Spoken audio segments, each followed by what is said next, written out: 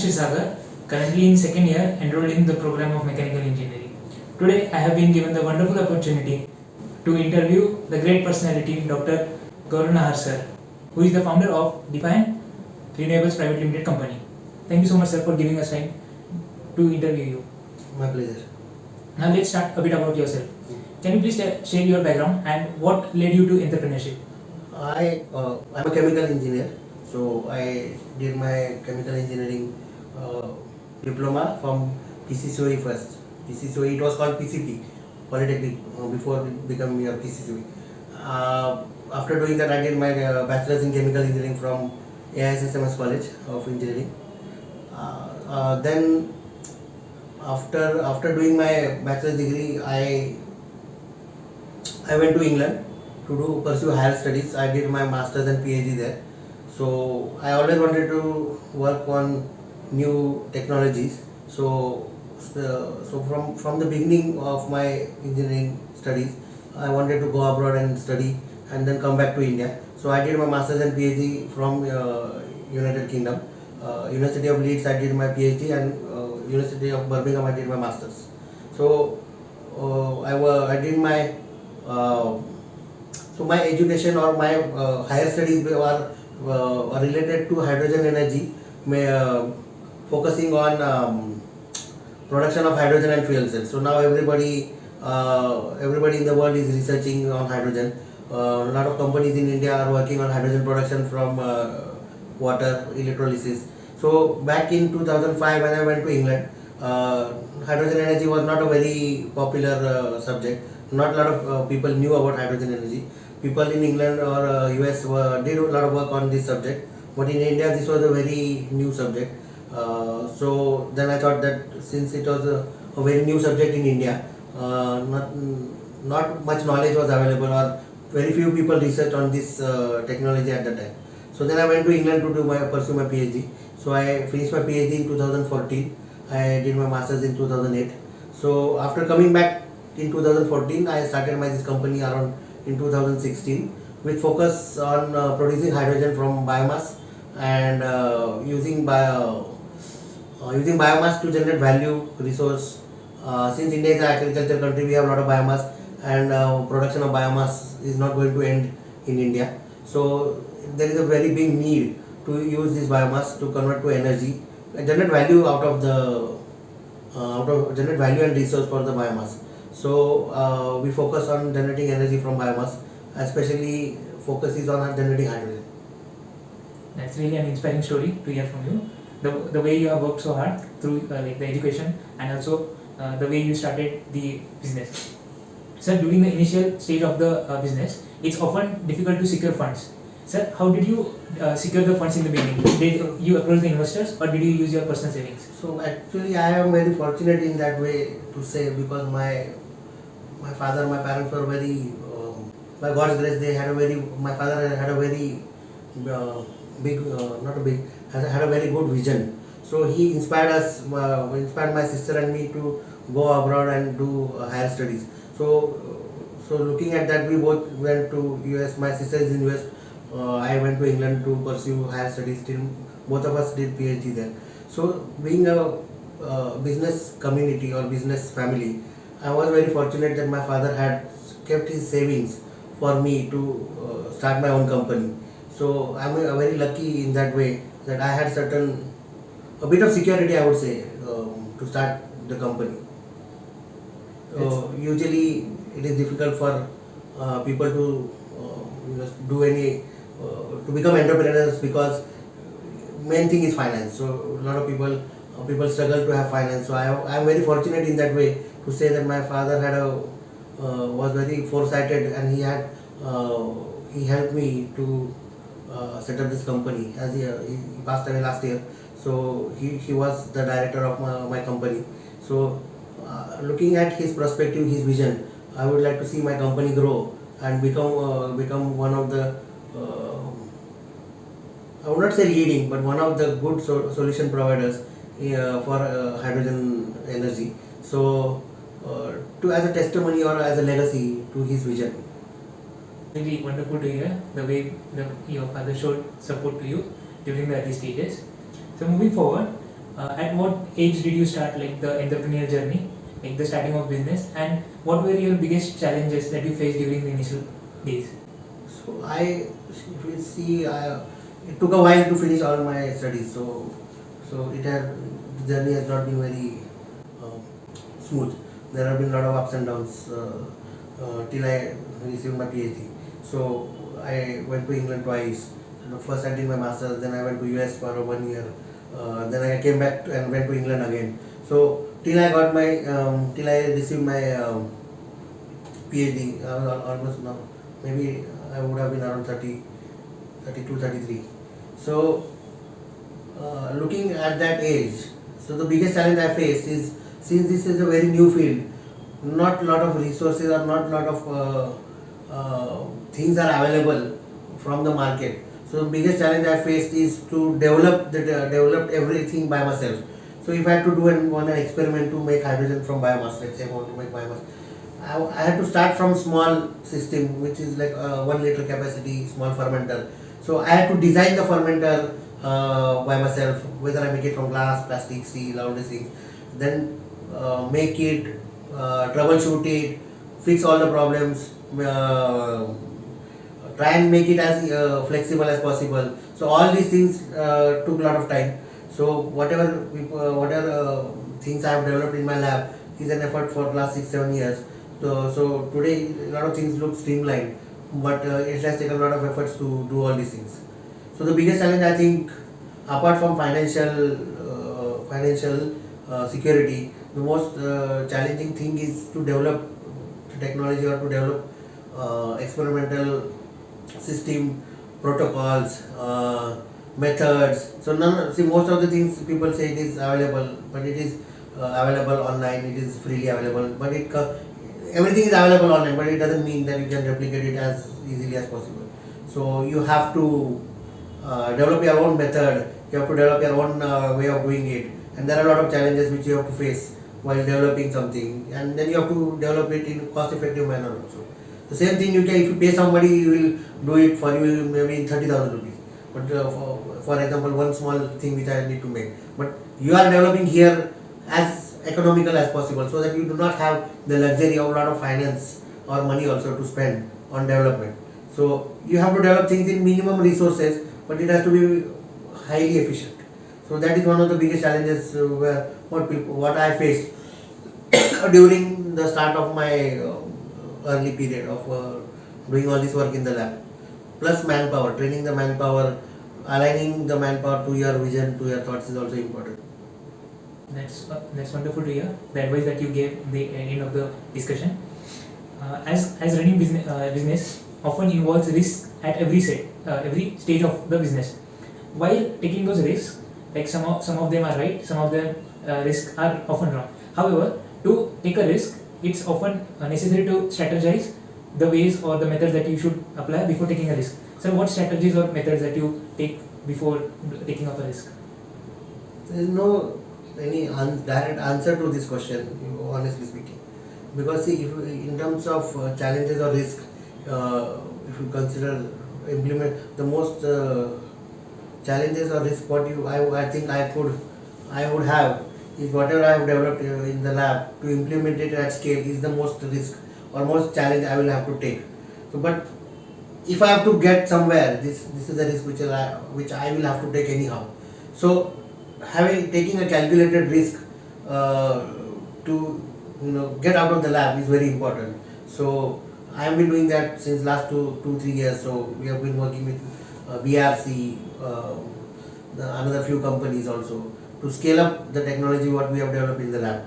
So there is no perfect answer or perfect solution to this, but it is calculated risk you have to take, and you will have to see where it goes. And I couldn't say more, because it is difficult to say or difficult to answer this question, because whatever you do involves some risk. So as long as you take calculated risk and you don't chew more than you can, you don't try to chew a big lump, or don't take a alarmingly big risk. Without risk you cannot go anywhere. and risk you have to take risk, because the biggest risk I have taken is starting this company. Because if I wouldn't have taken this risk of starting this thing, people didn't even knew this kind of work exists in India. People are doing this kind of work. So I would say this is the biggest risk I have taken, and I have risked all my life's work on this. So honestly speaking, it is instinct to say, what kind of risk you can take. Obviously, it has to be a calculated risk, but without risk, if you always play safe, you cannot go anywhere. That's something that I will remember forever from now. Moving on forward, can you please tell me how do you deal with setbacks that occur while doing the business? I would give an example, to answer this question, or to give my insight. To deal with, I always, when I used to be in England, so sometimes I lived in England for almost 8 to 10 years. So the weather in England is very much different than the weather in India. So we have a very good weather in India. Obviously, it is changing now, but honestly speaking, we have defined seasons. We have sunny, we have summer season, winter, monsoon, spring. We have defined seasons. In England, there is no defined season. You can see rain, snow, sun, all at a time, within a day. You can see all the 4 seasons within a day. So sometimes, and it is since I would say the immunity of our people or immunity of Indians is much stronger than any other people. Not any other people in general. I would say foreigners. Foreigners are greatly affected by a lot of things, but we are being exposed to so many different things every day here. So our immunity is much more stronger than a lot of foreigners. I would say.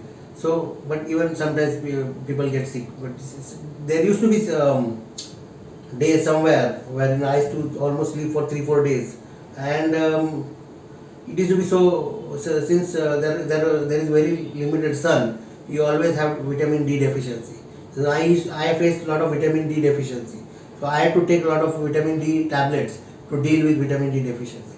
So when I used to be alone, someday it used to feel like I used to sleep for 2 to 3 days at a stretch, not do anything. But on the 4th day, I had to, wake up and get dressed, clean up, and go to the lab. So you have to have a very, I would say, strong mindset to deal with setbacks. But if you do not pursue or persevere, it is difficult to achieve anything in the life. So perseverance and persistence is very important. So unless and until you have that, if I didn't have that, I wouldn't have. I wouldn't even. I would say I wouldn't have even got my PhD, or I wouldn't even been able to get the degree if I wouldn't have persevered. So the journey from my engineering to my PhD degree has been a lot of ups and downs, and it has taken me a lot of time to get my PhD. So without perseverance, I wouldn't have been able to deal with setbacks. So I think it is a question of what kind of mindset you have, and how strong the mindset you have. So you have to dust yourself, get up, and go on to the field, and take it from there. So setbacks are there, you have to deal with them, but you have to learn from what the setback has taught you. But setbacks can't bog you down. You have to get up and still go ahead. It was really nice insight that the example that you told us. So moving on, what do you think? Like as you mentioned earlier in the interview, that the people lack awareness about this, the things that you do here. So as of now, what do you think? There is need of public awareness, or there is need of more companies that shall start working in this? There are a lot of companies working in the area. I'm not saying now people are getting crazy about hydrogen, I would say. Previously, a few years down the line, nobody even knew what hydrogen was. People, when I started doing this thing in 2005, people didn't even know anything about hydrogen. People told me that this thing will not exist. People will die if you start using hydrogen, and that's this kind of things people have told me. So the thing is, what my perspective is, we shouldn't always do what the world is doing. obviously you need to see what the world is doing. But now if you talk about hydrogen, everybody wants to make hydrogen from water itself. But that's not the only solution to make hydrogen. Is we cannot only use water. We are having so much amount of biomass. We should use that also. So we cannot say that there is only a solution, but there is one solution which is part of too many, which is part of two to three different solutions. So I would not focus only on what the world is doing, but obviously learn from what the world is doing.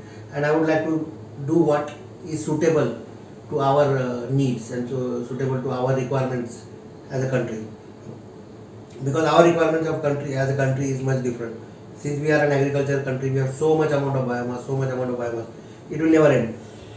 And if we just focus on making, let's say, if we just focus on making hydrogen from water, obviously we are going to have a lot of water crisis. So going back to the point, a lot of people are doing different things. So, but I would say that we do not, or I would not rather go or follow a rat race. So I would rather be different from what other people are doing. That was something really that changed the way I used to think. Like the way you mentioned, don't go with the flow of what other people are going with. Go have a different path. That's something I will remember. So as you mentioned right now, that several people are working on this project. As the demand for the hydrogen gas is increasing day by day, so do you think this hydrogen gas will replace or maybe reduce the usage of petroleum or other fuel in a large amount, and will it be efficient in the long run? See, this is a very, very broad question. See, obviously people are doing this, that means it has to get into the forerunners of this fossil energy. Otherwise nobody would have thought of making hydrogen. If you want to go towards low carbon economy or zero carbon economy, then obviously this is the way to go. But the question is, in what time you want to achieve this and how we are going to achieve this. So saying that, thinking about how much fossil energy we are consuming is mind-boggling. So you can't even imagine how much coal, how much gas, how much petrol we are consuming every day. So if you have to completely replace that, obviously this is a very, very, very big task. So I would not say that this can happen overnight, but sooner or later this has to happen. So but this will happen step by step. So it cannot completely revamp the fossil energy sector immediately, but it will happen slowly. It was wonderful to know the insights about the technical stuff. Now, before we wrap up with the interview process, can you please tell me if I were to start as an inspiring entrepreneur, if I were to start a business tomorrow or in the future, what set of advices would you like to give me? First thing I would say to anyone who wants to do any kind of business is to have a very strong mindset. You are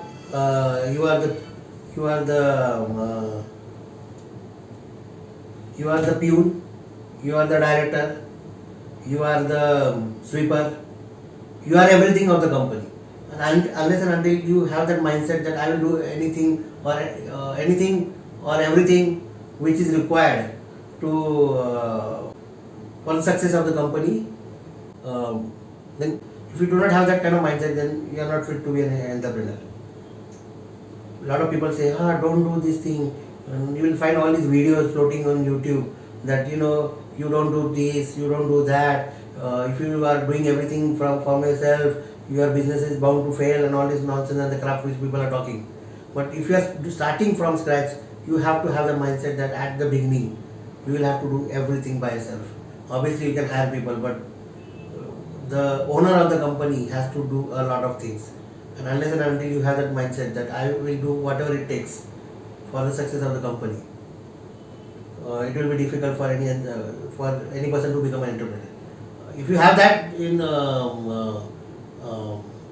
mindset, obviously then you will have no problem. That's the advices that you gave was really wonderful.